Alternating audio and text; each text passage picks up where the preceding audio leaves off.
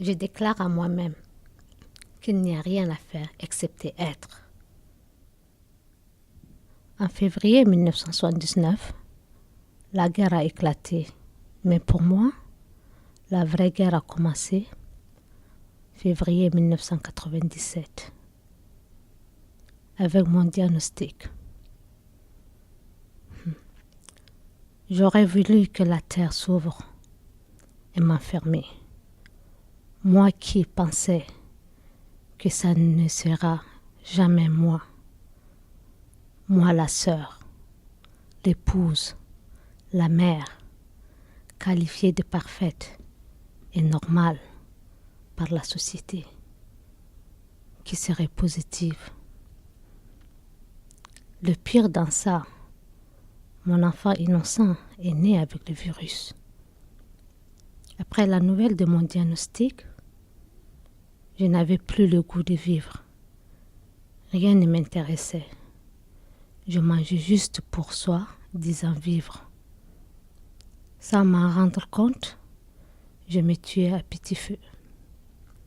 Un bon matin, je réalisais que ça fait 5 ans que je vis avec le virus et je ne suis pas malade et que les jours, les semaines, les mois et les années passaient et que la vie continuait. Je me suis dit, tant qu'il y a la vie, tu dois vivre.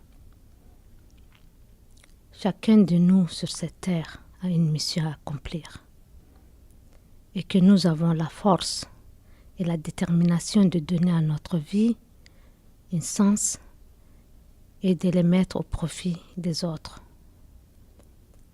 En un mot, le soutien de ma famille, des organisations et être là pour mon fils, mon enfant, cet ensemble a créé un volcan d'énergie et de motivation pour moi.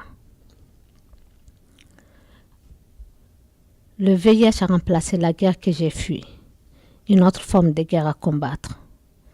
Tu ne sais pas quelle arme utiliser lorsque l'ennemi loge en toi et qui est devenu une partie de toi. J'ai pris la décision d'apporter mon contribution en m'engageant dans les recherches pour que mon enfant et d'autres pourront bénéficier des résultats. Je ne veux pas que mon enfant puisse subir une oppression par rapport à son statut sérologique.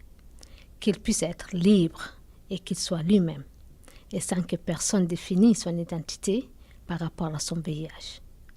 Lorsque je donne le récit de mon histoire, je veux que ça serve à corriger les erreurs, à amener un changement positif, non pas à être mis en pile sur des étagères dans une place où il ne servira à rien. Les informations collectées doivent être traduites en action, servir à soulager ou à changer les quotidiens de la masse populaire. Sinon, notre effort sera vain.